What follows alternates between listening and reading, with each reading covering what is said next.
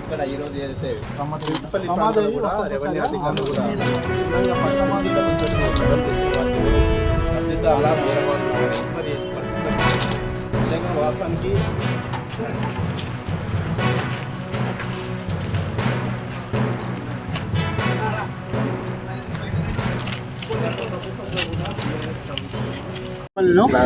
వీటిపల్లిలో 3 ఎకరాల భూమి పోయింది. నా పేరు లోకిరో శ్రీనివాస్ రెడ్డి, మా నాన్న పేరు లోకిరో కృష్ణారెడ్డి. 3 ఎకరాల భూమి పోయింది. నాకు ఒక ఇల్లు ఇచ్చాను. ఇల్లు పట్ట కూడా ఉంది. ఇల్లు పేపర్లన్నీ నా దగ్గర. మీకు ఏ రూపకంగా వచ్చింది భూమి?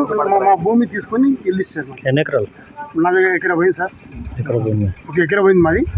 మా 3 అన్నదమ్ములు ఉన్నాము. తమ్మునికి ఇచ్చారు, నాకు ఇచ్చారు. మా అన్న ఏదంటే ఆర్మీలో పనిచేస్తారు కాబట్టి ఆయనకి ఇల్లు ఇవ్వలేదు. ఇంకా ఆ ఇల్లు గురించి కూడా గొడవ నడుస్తుంది. ఇంకా ఎన్నేళ్ళ క్రితం తీసుకున్నారు? అయ్యా ఎన్నేళ్ళు అయింది తీసుకొని?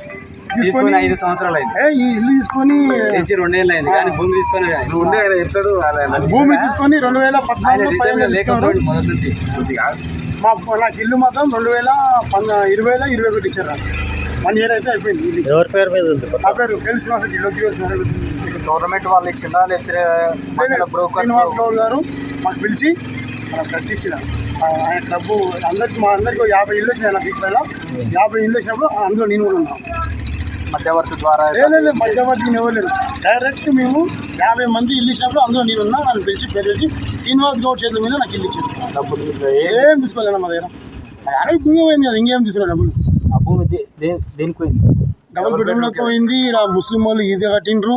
ఇక్కడ కింద డబుల్ బెడ్రూమ్ ఉంది. ఇప్పుడు అదే నర్సరీ, ఇదంతా నర్సరీ ఉందా, అన్నిటికి పోయిందన్న. ఓకే.